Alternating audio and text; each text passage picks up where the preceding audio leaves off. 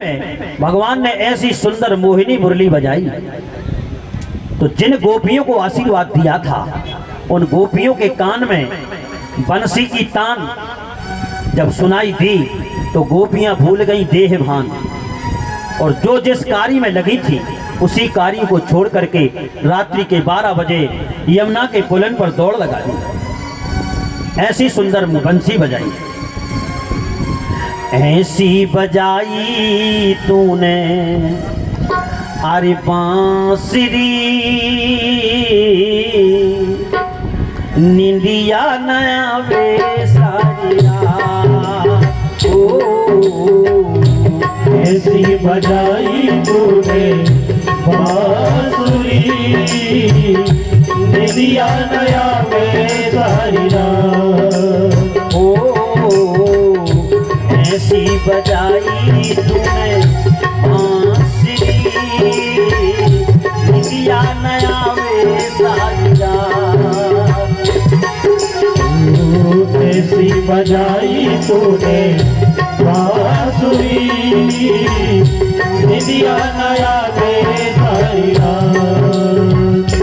अरे बांसुरी बांसुरिया ने मन मेरो हर लीनो,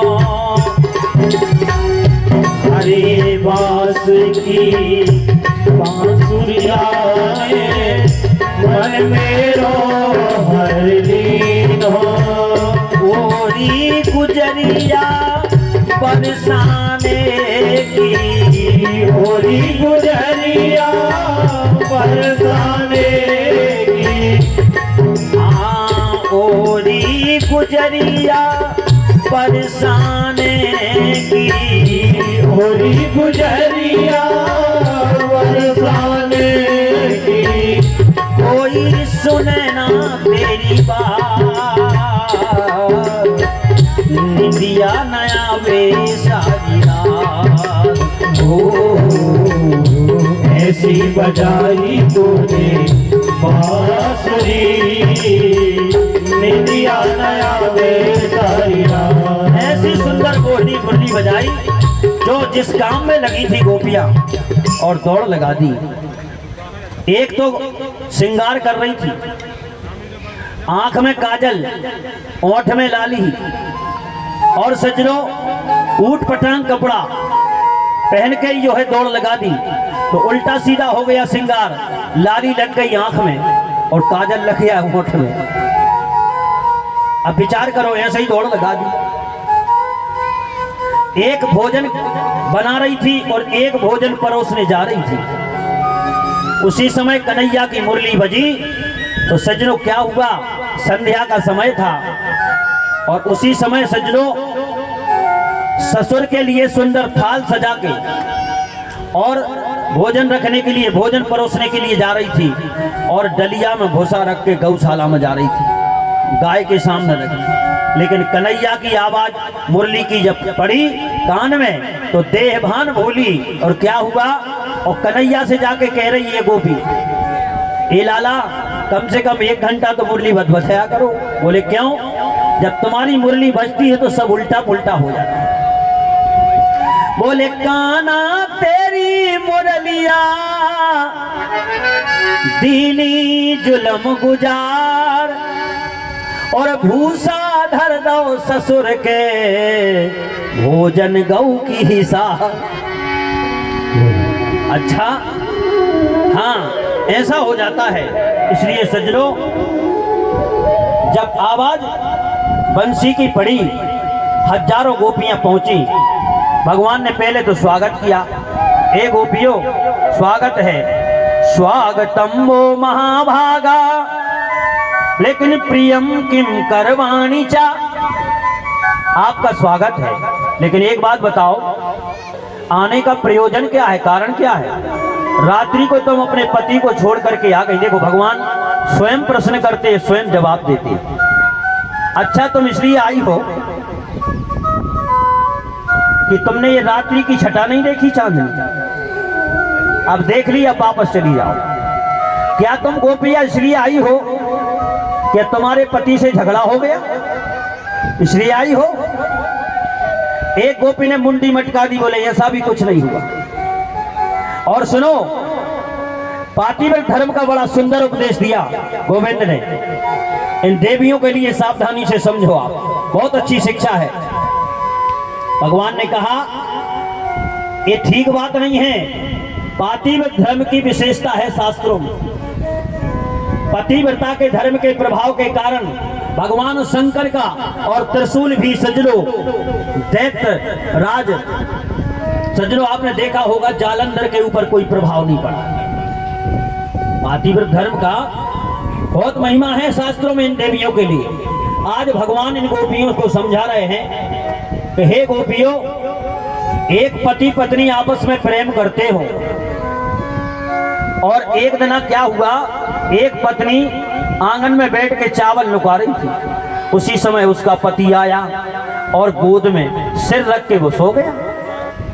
लेकिन क्या हुआ, जब उसकी नींद लगी, उसी समय एक 2 वर्ष का बालक उसके सामने से चला रहा था, और उसके देखते देखते बीच में चूल्हे में आग जल रही थी। वो बालक आग में कूद गया। लेकिन अपने पति की नींद न टूट जाए, न हमारा पातिव्रत धर्म नष्ट हो जाएगा, इसलिए वो बालक को बचाने नहीं गई। लेकिन जब पति की नींद खुली और वो चूल्हे के पास वो पत्नी पहुंची, तो क्या देखा? बोले क्या देखा कन्हैया? बोले पातिव्रत धर्म के कारण उसका बालक आग में खेल रहा है, आग भी शीतल हो गई। और तुम कैसी हो जो रात्रि के 12 बजे सोते हुए पति को छोड़ के आ गई? इसलिए एक काम करो, वापस चली जाओ। इसलिए शास्त्रों में इन देवियों के लिए बहुत अच्छी बात लिखी है। बोले बिन श्रम नारी, बिन श्रम नारी परमो गति पतिव्रत धर्मो नारी चल गई।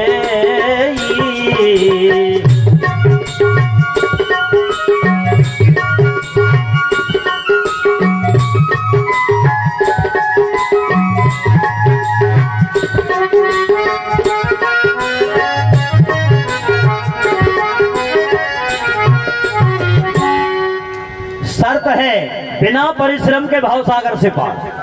बिन श्रम नारी परमो गति लहई।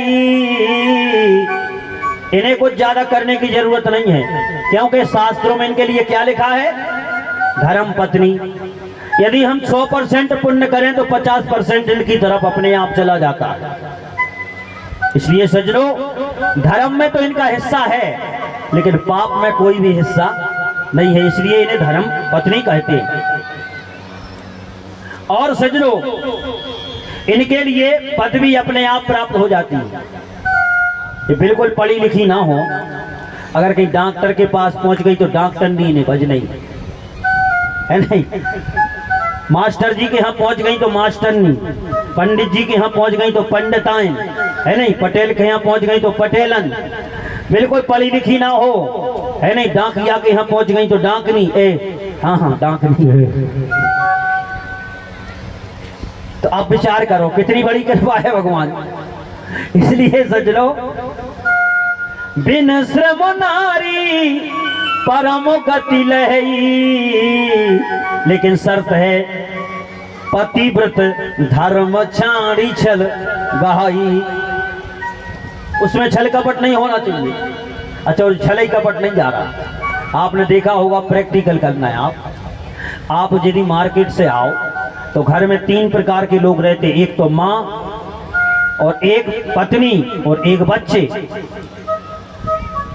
आप बाहर से घर पे आओ तो सबसे पहले तीनों की नजर अलग अलग।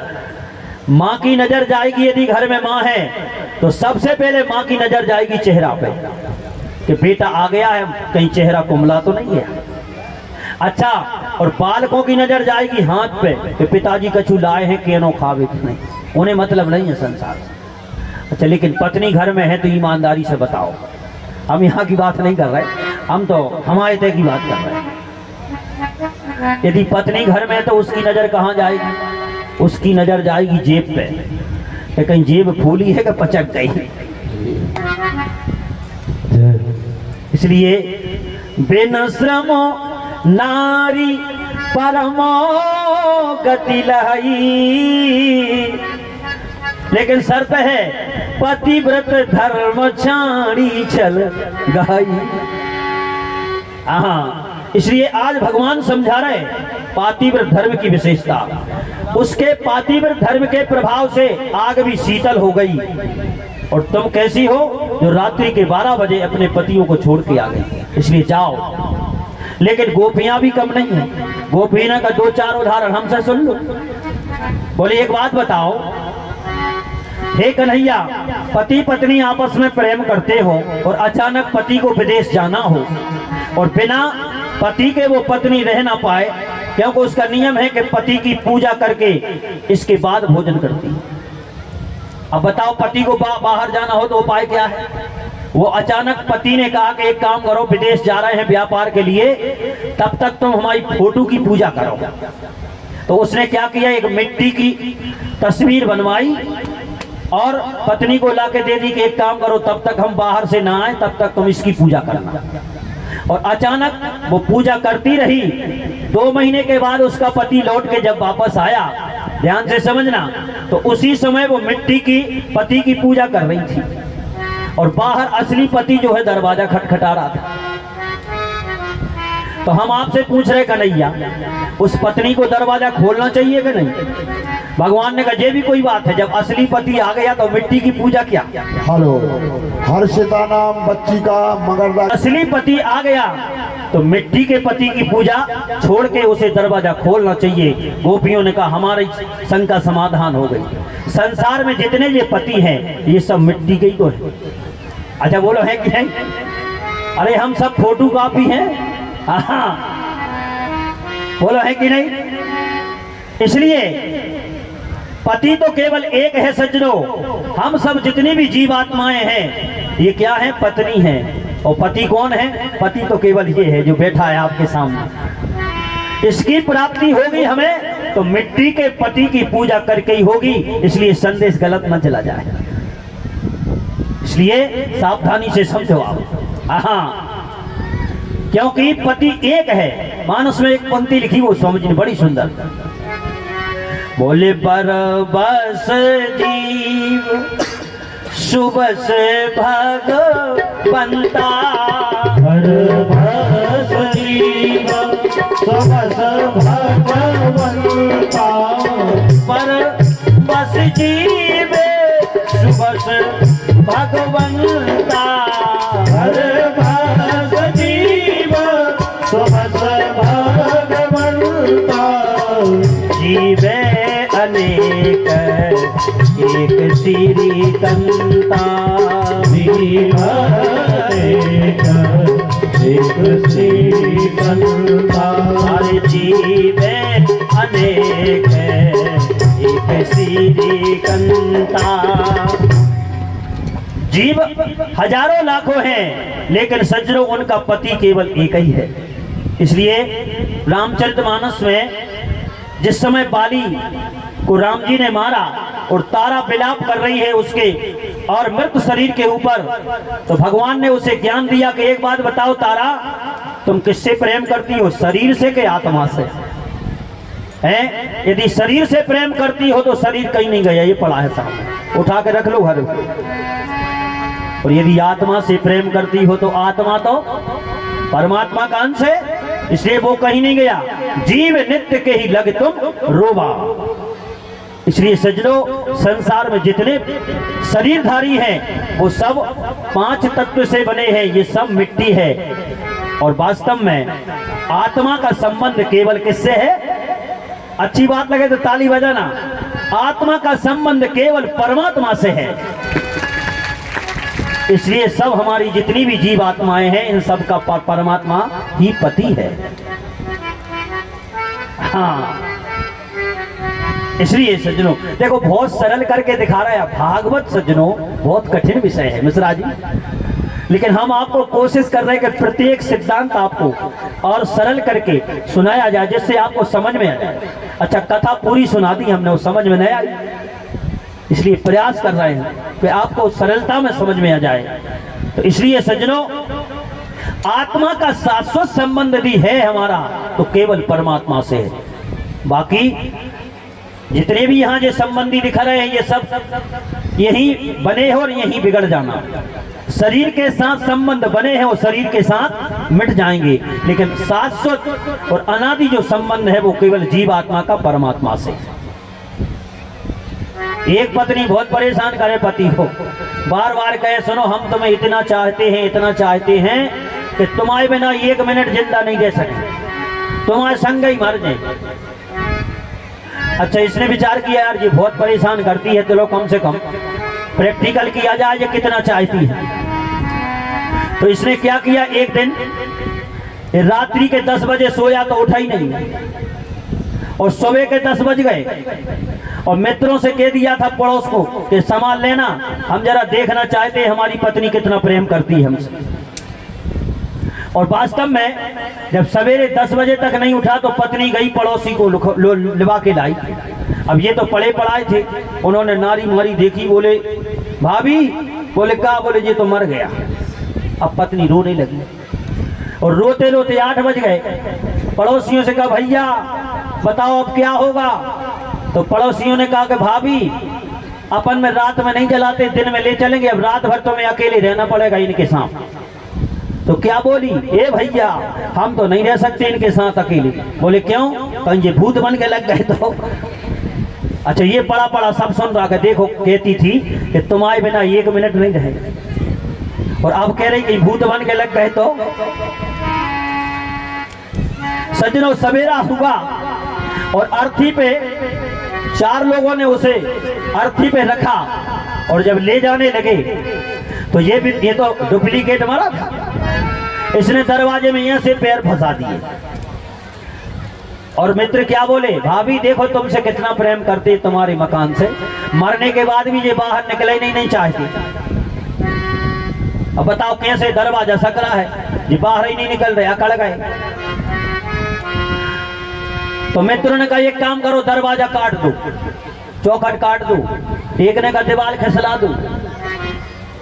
अब पत्नी सुन रही थी, उसने कहा बताओ एक काम करो, ना तो दरवाजा काटो और ना दीवार खिसलाओ। और अंदर गई हंसिया ले आई, बोले एक काम करो, अब ये तो मर ही गए, घर कौन बनूंगा है। बोले फिर क्या करें, बोले पैर काटो और निकाल के ले जाओ। अब विचार करो आप, यही स्थिति है संसार की।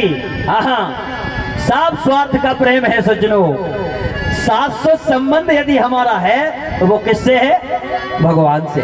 इसलिए अरे गोविंद मेरो है, गोपाल मेरो है, गोविंद मेरो है, गोपाल मेरो है, गोविंद मेरो है, गोपाल मेरो है, गोविंद मेरो है, गोपाल मेरो है। श्री बांके बिहारी नंदलाल मेरो है, श्री बांके बिहारी नंदलाल मेरो है, वृंदावन बिहारी नंदलाल मेरो है, वृंदावन बिहारी नंदलाल मेरो है। गोविंद मेरो है, गोपाल मेरो है, गोविंद मेरो है, गोपाल मेरो है। इस प्रकार से सज्जनों एक एक बात समझ में आई। और अब इन गोपियों की इच्छा पूर्ति के लिए हमारे गोविंद ने रास रचाया यमुना के पावन पुनर पे। और जैसे ही रास प्रारंभ हुआ तो इन गोपियों के मन में एक सज्जनों अहंकार आ गया, अभिमान, कि दुनिया की सबसे सुंदर और सौभाग्यशाली हम हैं। क्योंकि जब तो गोविंद हमारे साथ में रास रच रहा है, और जहां अभिमान होता है वहां से हो जाता है भगवान गायब, अंतर ध्यान। क्या वो जहां है अभिमान वहां नहीं रहता भगवान। अरे परमात्मा तो प्रेम का भूखा है, मिले ही न नटवर, प्रेम बिना नहीं मिलते नटवर नंद किशोर। जब एक बार जीव और ईश्वर का मिलन हो जाए और जीव के सामने से परमात्मा अंतर ध्यान हो जाए तो सज्जनों ऐसे छटपटाता है जीव जैसे जल से अलग मछली को किया जाए। आज ये गोपियां छटपटाने लगी और राधा जी को साथ में लेकर के गए। आगे चल करके राधा जी ने विचार किया, यदि हम भगवान कृष्ण के साथ में रहेंगे तो गोपियां किसी भी काल में परमात्मा की प्राप्ति नहीं कर सकती। इसलिए जब तक हम गोपियों के साथ में रहेंगे, गोपियों के साथ में रहेंगे तब गोपियां परमात्मा को प्राप्त कर सकती। भाव बहुत सरल है सज्जनों, आप समझो और सरलता से समझा रहे। राधा कौन है? राधा है प्रेम तत्व। अच्छा बताओ, प्रेम के बिना परमात्मा की प्राप्ति होगी है? और राधा जी चली गई भगवान के साथ में, फिर इन गोपियों को भगवान की प्राप्ति कैसे होगी? इसलिए राधा ने जानबूझ के एक लीला की, बोले मैं थक गई हूं, तो भगवान ने कहा हमारे कंधा पे बैठ जाओ। और जैसे ही कंधा पे बैठने के लिए राधा जी हुई, इनके जीवन से भी गायब हो गए। और ढूंढती ढूंढती सज्जनों ये गोपियां राधा जी के पास पहुंची। राधा जी से कहा एक बात बताओ, तुम्हारे तो साथ में आए थे कन्हैया, लेकिन तुम्हें भी छोड़ के चले गए। राधा जी ने कहा अरे गोपियों, जो कभी तुम्हारे हृदय में आया था वो हमारे में भी आ गया, इसलिए हमको भी छोड़ के चले गए। और राधा जी को साथ में लेकर के सज्जनों गोपियां आई और यमुना के पावन पुलिन पर खड़े होकर के और गोपी गीत के माध्यम से कन्हैया को बुलाया। बड़ा सुंदर भाव है गोपी गीत का। अरे जयति तेधिकमो, एक कनक मंजरी राग में सज्जनों, कनक मंजरी छंद में, और ये गोपी गीत लिखा भागवत में। इसलिए आप 2-4 लाइनें सुनो, वैसे तो लंबा है लेकिन 2-4 लाइनें जरूर सुनो। ये गोपियां कहती जयति तेधिकमो, अरे जन्मना प्रजा श्रियते इंदिरा शाश्वतात्रि। जयति तेधिकमो जन्मना प्रजा श्रियते इंदिरा शाश्वतात्रि। जयति तेधिकमो जन्मना प्रजा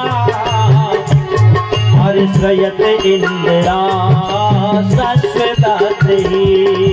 जयति तेधिकमो जन्मना प्रजा श्रियते इंदिरा शाश्वतात्रि।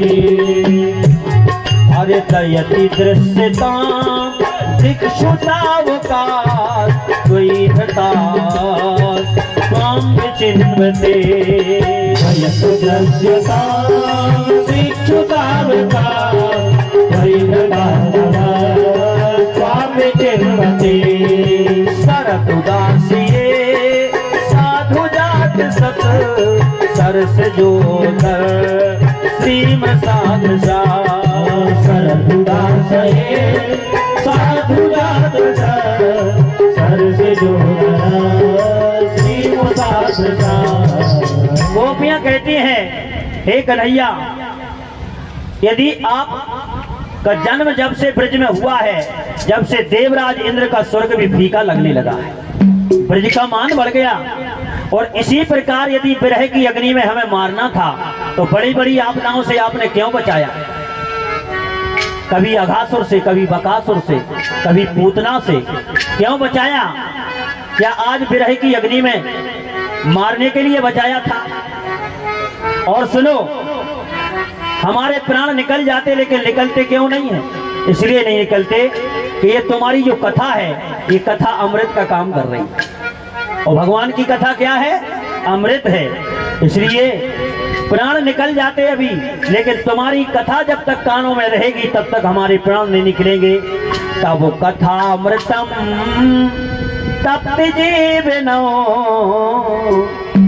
अरे कभी भी रीडतम कल्मषापोहम श्रवण मंगलम श्रीमदादितम भुवि गृह्णन्ति ते भोरेदा जना।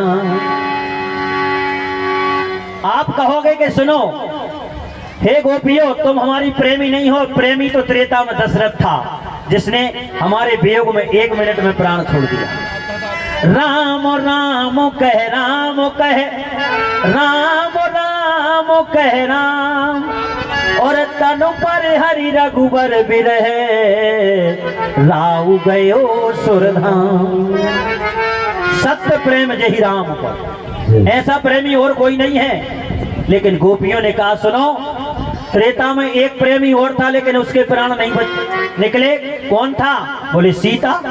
लंका में कितने दिन रही तुम्हारे वियोग में, लेकिन उनके प्राण क्यों नहीं निकले? बोले क्यों नहीं निकले? बोले इसलिए, बोले नाम पाहरू दिवस निश, ये तुम्हारा नाम जो है प्राणों की रक्षा करता है। सज्जनों ध्यान से समझना, धर्मो रक्षति रक्षिता। घर से आप निकले तो भगवान का नाम लेकर के निकलो। सज्जनों निश्चित है वो भगवान का नाम जो है दिखाई जरूर नहीं देता। आपके जीवन में कोई भी धर्म हो गया है तो वो धर्म और भगवान नाम ही आपका 24 घंटा साथ देता है, इर्द गिर्द रहता है, दिखाई भले ही न दे। और यही लोग तो छोड़ो, इस लोक को छोड़ करके जब परलोक की यात्रा करेंगे तो वो ही साथ जाएगा, बाकी सब यहीं पड़ा रह जाएगा। इसलिए साफ कह दिया, साथी है मित्र गंग से जल बिंदु पान तक, और अर्धांगिनी बढ़ेगी तो केवल द्वार तक। है नहीं? परिवार के लोग चलेंगे इस मसान तक, और बेटा भी हक निभाएगा तो अग्नि दान तक। फिर आगे क्या जाएगा? बोले इससे तो आगे हरि भजन ही है साथी, हरि के भजन बिन अकेला रहेगा। भजन ही है साथी, हरि के भजन बिन अकेला रहेगा। ये मन ये 2 दिन का मेला रहेगा, कायम न जग का झमेला रहेगा। ये मन ये 2 दिन का मेला रहेगा, कायम न जग का झमेला रहेगा। ये मन ये 2 दिन का मेला रहेगा, कायम न जग का झमेला रहेगा। रे मन ये 2 दिन का मेला रहेगा, कायम न जग का झमेला रहेगा। इसलिए भगवान का नाम आपका सहारा है। इसलिए सज्जनों विचार करना, आज ये गोपियां कह रही हैं सीता जी के प्राण भी निकल जाते, लेकिन सीता जी के प्राणों की रखवाली कौन कर रहा है? बोले नाम पाहरू दिवस निश। जैसे ही प्राण निकलने को होते हैं सीता जी के, तो नाम रूपी जो पहरेदार है वो सामने खड़े हो जाते हैं, प्राणों को निकलने नहीं देते, पहरा दे रहे हैं नाम। और जैसे ही नाम महाराज अलग होते हैं तो ध्यान तुम्हारे कपाट, ध्यान रूपी किवाड़ लग जाता है नहीं? और लोचन निज पद जंत्र ते। अब आप ही बताओ भैया, प्राण जाए के ही बात, कौन से रास्ते से प्राण निकले? आज ये गोपियां भी कह रही हैं तब कथामृतम तप्त जीवनो। ये आपकी जो कथा है ये हमारे प्राणों को निकलने नहीं दे रही, क्योंकि कथा क्या है सज्जनों? भगवान की कथा अमृत है, और जब तक कथा कानों में पड़ती रहेगी जीव अमर हो जाए। अच्छा बताओ, भगवान शंकर ने क्या सुना है? आज ये वो सोमवार है, भगवान शंकर ने केवल अमर कथा सुनी है। इसलिए हमारे यहाँ 4 प्रकार के प्रलय हैं शास्त्रों में, नित्य प्रलय, नैमित्तिक प्रलय, प्रलय और महाप्रलय। महाप्रलय में देवताओं ने जो अमृत पान किया है वे भी मर जाते हैं, लेकिन जिन्होंने जहर पिया है और जहर पी के जिन्होंने अमर कथा का पान किया है वो बचते हैं। कौन है? भगवान भोले बाबा। इसलिए इन्हें क्या कहते हैं? बाबा अमरनाथ। बोलिए अमरनाथ बाबा की जय हो। इसलिए भगवान की कथा अमृत प्रदान करती है सज्जनों। आज गोपियां जब रोने लगी, और गोपियों का रोना सासुर हो गया, देखो, जिसका रोना और गाना सासुर हो जाए तो समझ लेना कि परमात्मा की प्राप्ति हो गई।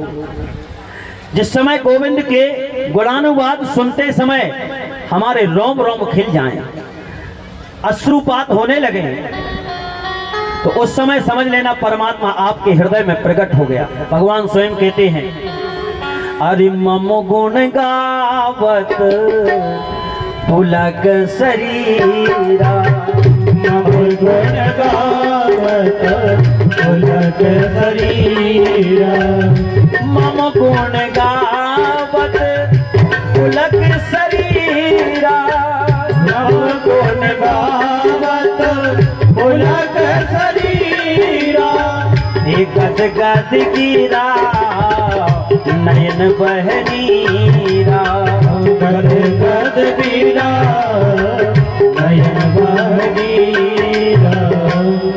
आपने हनुमान जी महाराज की मुद्रा देखी होगी, जिस समय भगवान की कथा सुनने बैठते हैं तो ध्यान मग्न। इसलिए सज्जनों, भगवान की कथा में यदि आओ तो भगवान की कथा ही सुनो, दुनियादारी की चर्चा मत करो, आपका कल्याण होगा। इसलिए सज्जनों, आज गोपियों का सासुर रोना और गाना जब एक हो गया तो भगवान सबके बीच में प्रकट हो गए और प्रकट होकर के ऐसा सुंदर रास रचाया, एक एक गोपी की इच्छा पूरी की। लेकिन उस